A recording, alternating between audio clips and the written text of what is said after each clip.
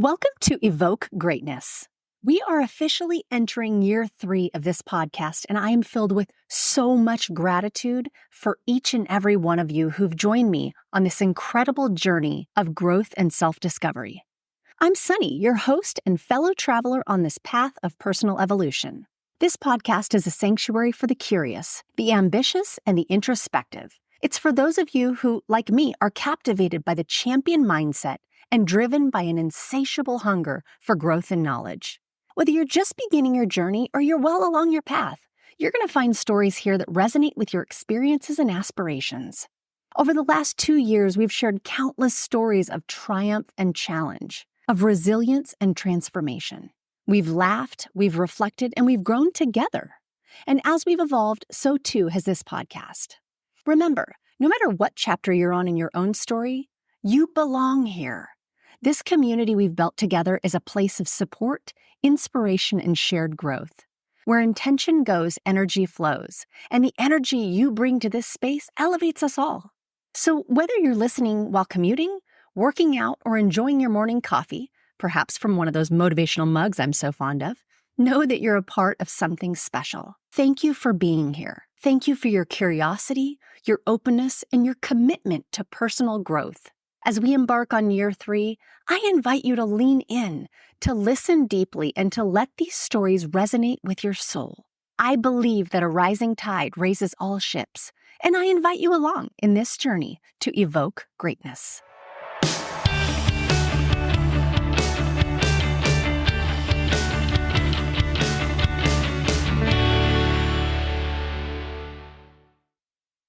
Welcome back to another episode of Evoke Greatness. Today, I am thrilled to welcome Henna Pryor, a renowned performance coach, author of the best-selling book, Good Awkward, How to Embrace the Embarrassing and Celebrate the Cringe to Become Your Bravest You. Henna is also an award-winning 2-times TEDx speaker and founder of the Priority Group. With over 15 years of experience in talent acquisition and development, Henna has made it her mission to help high-achieving professionals and organizations unlock their full potential. Her unique approach combines cutting-edge performance strategies with both practical and actionable advice that have transformed countless careers and businesses. Henna, I'm so happy to have you on today. Welcome. I'm so happy to be here. It feels like it was a fated thing to happen given our little Chicago stomp around a couple months ago. So I'm so happy to be here with you again. Yes. Well, I want to, I'm just going to hold up the book here. This is a book that y'all need to make the time to go get. Good Awkward. It's something that we all experience, but like for whatever reason, we all keep it secret because we feel like everybody else doesn't feel that way. And what I love the fact is that, you know, at the events that I've been to for your book, just the engagement that we've had and kind of this sisterhood has been like, we are all about the good, awkward, the cringy things. Like, let's bring them to the table and talk about them. Yes. I love it. And this is, you probably named one of the biggest number one takeaways people have is it is universal. The most confident person you know feels awkward from time to time. They've just learned how to come through it faster. Their comeback rate is faster, but they are no more exempt from it than you are. And I think even just starting from that place is really freeing. Like, oh, good. It's not just me. I promise you, right, dear listener, it is not just you. That's right. Well, I'd love to start by hearing the backstory. What's kind of led up to the current version of Henna? What does that journey look like? Oh, current version of Henna. Little Henna was firstborn of immigrant parents. So my parents are from India and Pakistan, respectively. And I was the first one born in the United States. And so, you know, my origin story, when people hear me as a speaker, they're like, awkward, really? I'm like, my clothes were very strange compared to my peers. My food smelled funny. My name was Henna. I was born in the early 80s. Hanna-Barbera was like the thing. And so it was just constant mispronunciation of my name. Everything felt awkward. And I felt like every single day was this fight of presenting the me I wanted people to see versus the me that I felt like they were actually seeing on display. There was this constant tension, and not a day went by that I didn't feel awkward about my name, my food, my dress, and everything else that went with that. And that honestly probably carried, good way through, definitely through middle school, probably a good way through high school. And then ultimately in college, I think like many do, you sort of find your own lane. There's a lot more people, you don't feel as much like you need to assimilate to some specific in crowd. And I sort of developed my first taste of confidence there. But then when I went into the professional world, those same familiar feelings of awkwardness crept up again. Every time I was in a place of transition or something new, or frankly, craving approval from people who I didn't know if they liked what they were seeing, all those emotions came back again. So fast forward, our queen, Brene Brown, who I know that your listeners are probably enthusiasts of as well. I remember she was closing her podcasts and her interviews for a while with stay awkward, brave, and kind. That became her little tagline. And I just remember so viscerally in my body feeling, man, Brene, I love you, but like stay brave. Yep. Stay kind. Got it. Yes. Know that one. But I don't know about this stay awkward. I've been trying to fight this my whole life. And it just made me very curious about this emotion that no one was giving a ton of airtime to. And that's kind of how we got here. That's where it all began. Well, and you've coined the term good awkward just by way of your book. And really, I think probably getting to the roots of your story and really formulating like getting this book to print, right? You had to go through the journey and you had to experience that and really kind of get all of that together. So let's unpack the concept and how does it relate to personal and professional growth? Yes. So when we think about good awkward, it helps sometimes to first think of its inverse, which is bad awkward, which is what most people think of. I don't think many people would think awkward is a good feeling. And to be clear, the feeling is not. It is a social emotion of discomfort. So discomfort universally, most people wouldn't say like sign me up, I love it, I love it. I think people are appreciating now in this era the value of it, but most people wouldn't describe it as good. The problem with awkwardness being perceived as bad is, again, it comes with inevitability. So it is a particular form of discomfort, but it exists in social settings. So you don't tend to feel awkward when you're by yourself. Even if you mispronounce someone's name, even if you trip over your own 2 feet, you might kind of laugh at yourself, but you're not going to feel awkward about it because no one saw you. No one heard you. Awkwardness in particular, being a social emotion, it requires another. And so a lot of the specific emotion of awkwardness or embarrassment or cringe, some of these related ones, have to do with approval, expectations. What do other people see? And when we start to feel that form of awkwardness, we feel like there's a gap between the person we believe ourselves to be, someone who can walk down the street without tripping over their own 2 feet, and the person that for that moment, we feel like they saw on display. It can become bad awkward when we start to let that feeling control our future behavior. So we tried to raise our hand in a meeting to make a suggestion. It was not met well. We feel embarrassed, and then we never want to raise our hand again. Bad awkward is that type of awkwardness that it dictates our future. That feeling in the present starts to affect how we behave in the future. And it is catastrophic to our personal development and our professional growth. Good awkward, on the other hand, means starting to embrace the feeling as typically when I feel this way, it's either because I'm trying something new, taking a new risk, I'm innovating, or that I'm, hey, surprise, a human where something went sideways, an expectation went sideways. And what I'm going to vow to commit to working on is my comeback rate.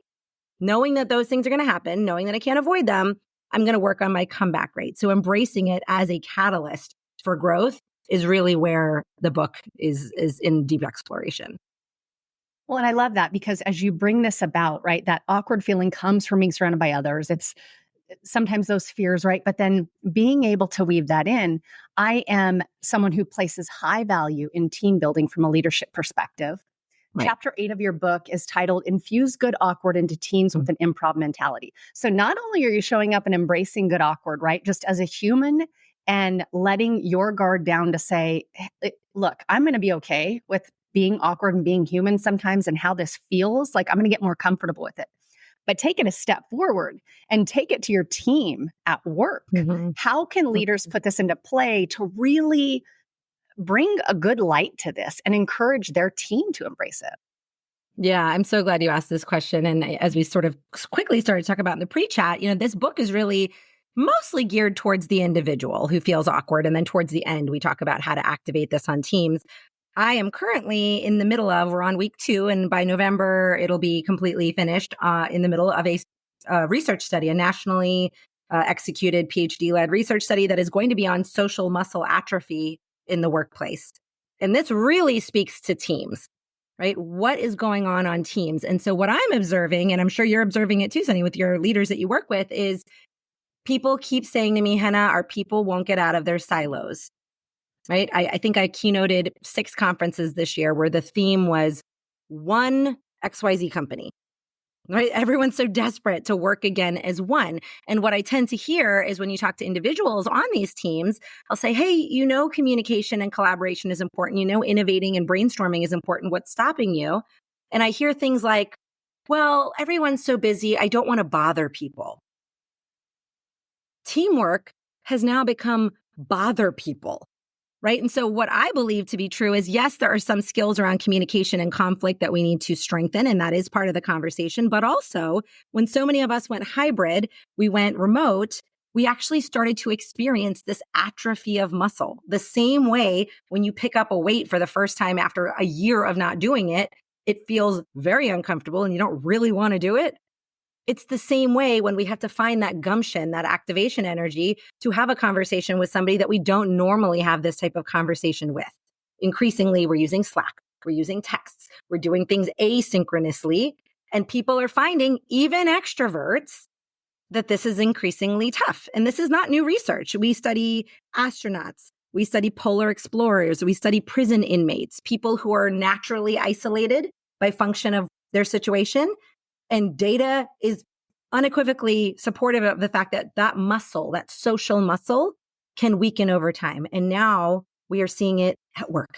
We're seeing people unable to collaborate, to communicate, to work as one, to get out of their comfort zones when it comes to social stuff because they don't do it very much. And so this is where tools like an improv mentality not only are nice to have, I think they've always been nice to have, are now non-negotiable. Mission critical if you want your people to actually work as a team.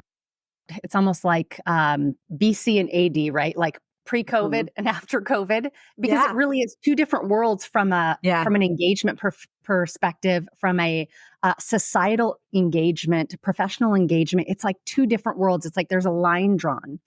And throughout COVID, I was running a national healthcare company with thousands of employees all over the country.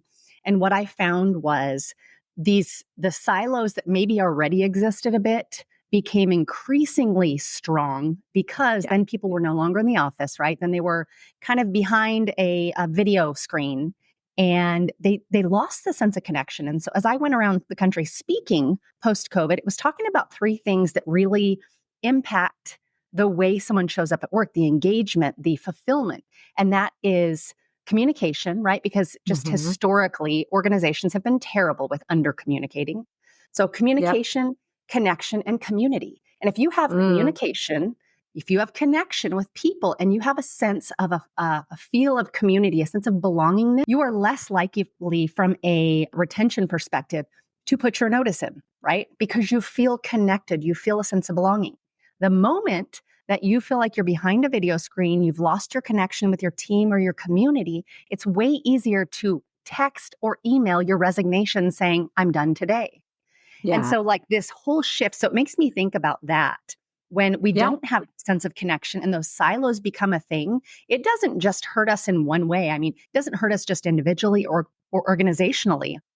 Like it's big picture damage.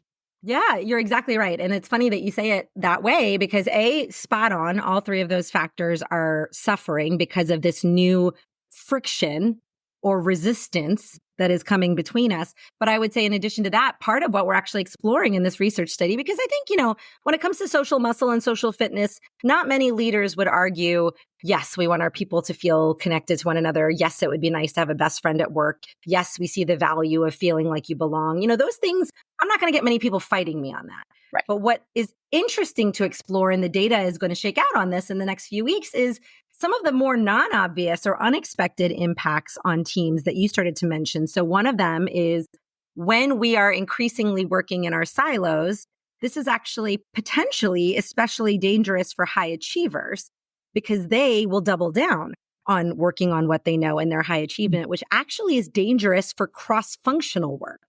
So if that person goes down and they are having very little cross-functional collaboration, then business continuity becomes a fresh challenge to levels that we've never seen before, right? So there are some really interesting downline trickle effects that we're going to start unpacking and playing with that frankly extend even beyond the importance of those really deep important things that you just mentioned, those three things.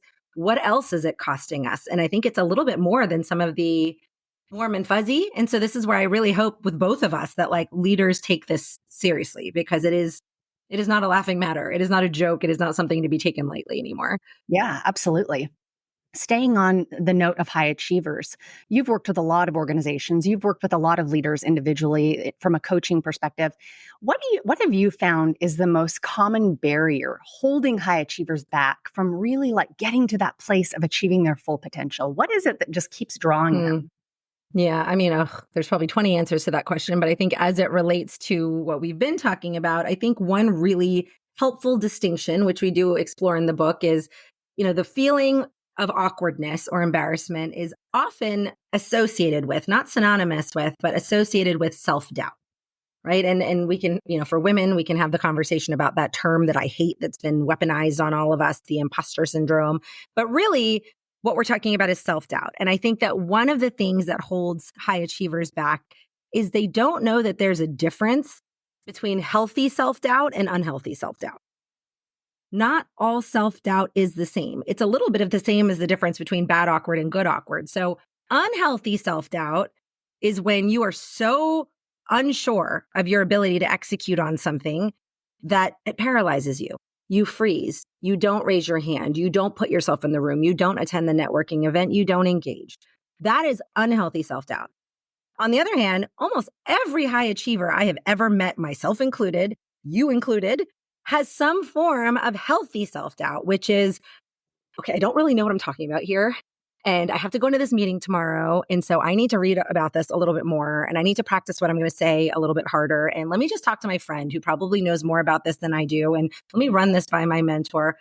Healthy self-doubt tends to actually inspire you to rehearse a little harder or over prepare or make sure you are that much more ready. And here's what sometimes surprises people. I am not here to engineer self-doubt out of you. In fact, I welcome it. It can stay, because if it's driving you, hell yeah, hang out, self-doubt. I don't want you to go away. What I don't want is unhealthy self-doubt. And so I think for high achievers in particular, sometimes they don't make the distinction clear enough. And when they start to feel any self-doubt, they're like, maybe this is a sign that I just shouldn't, right? Or maybe it's a sign that you just have a little more to do to feel comfortable in that room. And ultimately, of course, that you're not going to feel comfortable entirely. Starting to befriend the butterflies, to, celebrate the cringe is really a lot of the thesis of the book. It means you're playing in a bigger space. It means you're shooting a little higher. And if that gives you the butterflies, then yay, hang out, butterflies. I don't want you to go away. And I think that reframe is very helpful for folks. Yeah, I think it's when you get stuck in the pause or that Mm-hmm. fear where it does, as you said, where it paralyzes you and you don't push past that. Yeah. That's where it becomes dangerous. That's where it becomes where it's going to hold you back, where it's truly not Yeah. going to allow you to go forward because you're going to be so stuck in your own mind and your own Yeah. fears around that. But I think the willingness to see that for anyone, for every single one of us, at one point in time or another, we weren't great speakers. We weren't great No. on podcasts. We weren't great leaders. But I think it's the willingness to be bad at something for long enough to get good at it and then to get great Mm-hmm. at it. And that is not overnight. That is by repetitions, and that is by practicing, and that is by making sure that you have the research, making sure that you have rehearsed all of those things, reaching out to people who are resources for you, having wise counsel. All of those things are really what will progress you from being level 1 to your level 2 self.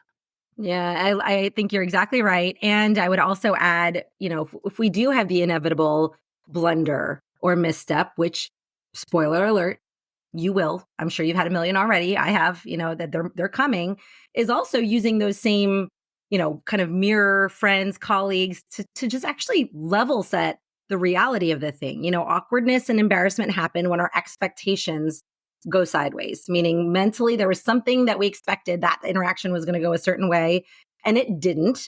And typically it happens in front of people. So then we have this emotion that we have to contend with. But almost always, when you ask someone else who was in the room, was that as bad as I felt like it was? They're like, no, we already we moved on. It was nothing. It was no big deal versus you're playing it back in the shower, in the car, right? You're thinking about it for hours on end. This is Tom Gilovich from Cornell, The Spotlight Effect, where we just think people are paying much closer attention to us than they are. And also there's another piece of psychological terminology called the illusion of transparency, which is we also think people can see it all over our face, right? Oh my gosh, I'm turning red, I'm sweating, people think I'm an idiot. Actually, most of the time, no. They might notice that, not all the time, but they might notice that you're a little flush or a little fidgety. But are they analyzing your every move? No, they're already back to themselves. They've already moved on. I'll just confess to you, just because I think it's funny. I went and got a massage like 2 hours ago. Okay, it's Friday. My friends are coming into town. I went and got a massage. Sunny, I still have I started on my back and then I was face down. I still have like a line on my forehead and on my cheek. And I came into this a little bit going, is this be on the video, right? Are they going to see? And they're going to go, this is so unprofessional. She's coming in with literal dents on her face. And in that moment, I had to practice what I preach. I had this moment of self-talk of probably not even going to notice. I've got a bright green jacket on. Are they really paying attention to the lines on my forehead? And B, even if they see it, they don't care that much. They've already moved on to the next way more important thing in their life. And so it's just a healthy reminder that these things that we think are on display are just small, moments in other people's day. A little bit of that main character energy needs to dissolve away. We are not everyone's main character. They're their own main character. We are supporting acts. They just don't care that much. Yeah. And we are our own worst enemy, right? We can pick ourselves apart better than the best of them, better than our biggest haters out there. Yeah. We can identify all of those things. I think when people come to the realization, and it's like you have to chip off all the ego and you have to kind of really get to that bare soul place to realize that you're just not that important. And I mean that like in the most endearing way. But when we feel like someone has put the spotlight on us and they're picking apart what we're saying or what we're doing, like we're just not that important. They're busy thinking about their own issues and their own things and how they may have flubbed in their last meeting. Like they're not focused on it. And when we can come to the realization that we are just not that important, like not everybody's thinking about us. Yeah. I think that's a beautiful place. That's true 90% of the time. I think it is nice to acknowledge that there probably is, a 5 or 10% of the time where someone is picking it apart. But I'll tell you what, if that's happening, it's because that literally just touched their own insecurity. Mm-hmm. That's the only reason they are paying you extra attention, because if that was them, they would have a really hard time with that, right? So, okay, you have toilet paper in the back of your pants and you just walked up on stage with that, right? The people who are mortified on your behalf, and there's a whole chapter in the book about this, probably are a little higher on a specific type of empathy where they're like, oh my gosh, like I'm feeling it too. But B, really, it's because of the way they would feel about it. It's still, in that case, not as much about you and your competence. So let's, release some of that power and narrative. Yeah. How does empathy play into that sense of awkwardness in how we're experiencing it and then how we're actually like navigating in the world of it? Yeah. So one of my favorite kind of fresh pieces of research I stumbled upon in this book is this concept of vicarious embarrassment. And so once I read about it, I'm like, yep, I know these people, or, I'm married to this person, or my children are these people. So vicarious embarrassment is a very specific type of embarrassment that is actually a function of a certain type of empathy. So again, let's just make it real. Let's say, Sunny, you are on a stage and you brutally mispronounce someone's name, but you don't know it in that moment. And I am sitting in the audience going, oh my God, I'm just crawling out of my skin. I can't deal with this right now. It's because I'm high on a particular type of empathy. I have literally taken on your embarrassment as though it's my own. But here's the little twist of that example. In this moment in time, you don't know that yet. You're not embarrassed right now. Only I am. So I'm actually not embarrassed with you. I'm embarrassed for you. And that particular form of empathy is actually a bit of a form of judgment, right? I'm assuming that you are going to feel a certain way about it. And so again, I'm not here to engineer empathy out of people, but what becomes dangerous is if we are prone to doing that a lot for other people when they're unaffected or not as bothered by it, it actually makes it really hard for us to take chances ourselves because we're constantly self-policing, worried that other people are judging us the same way for every little misstep. So it's kind of a good initial temperature check, right? How embarrassed do you get for other people? Again, empathy is a beautiful thing. We need more of it in this world, but certain kinds in excess can actually stop you from taking chances because you're creating that same narrative back to you, even though it doesn't quite exist that way in all ways. I've never thought about that from a judgment perspective, because as soon as you said that, I'm like, 10 things come to mind where I've Yeah. been like, just mortified in the moment for someone. Yeah. Again, not that they were, not that they knew. Did they become afterwards? Who knows? But in the moment, to think of that as a bit of a judgment, that's exactly right. But I've never actually connected those two things together. So it brings a different level of insight, shines a little bit of a different kind of light on it. Yeah, and there's other little nuances that play into it, right? There's things like proximity, meaning if somebody's sitting near you and their cell phone goes off, you're a little bit more like, oh gosh, oh gosh, versus if they're far away, less so. Same thing with social relationships. If this is your best friend who flubbed on stage, you might feel that at a different level of empathy and potentially judgment than you would a stranger who you're like, oh, bad look, but then you've moved on, right? Right. It really, all these things play into it, but it's just a useful exploration as you consider how these things impact your own ability to take chances and grow. You know the routine. This is where I hit the pause button. I hope you guys are really enjoying part 1 of this interview with Henna Pryor. She is amazing and brings so much insight. Join us back next week for part 2, where she talks through the universal truths about human potential, how to better embrace the suck, balancing ambition and well-being, and what her take is on the future of professional development. Hope to see y'all back then. Thank you so much for listening and for being here on this journey with me. I hope you'll stick around. If you liked this episode, it would mean the world for me if you would rate and review the podcast or share it with someone you know may need to hear this message. I love to hear from you all and want you to know that you can leave me a voicemail directly.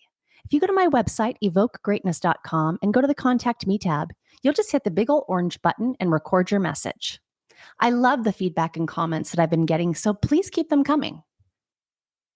I'll leave you with the wise words of author Robin Sharma. Greatness comes by doing a few small and smart things each and every day. It comes from taking little steps consistently. It comes from making a few small chips against everything in your professional and personal life that is ordinary, so that a day eventually arrives when all that's left is the extraordinary.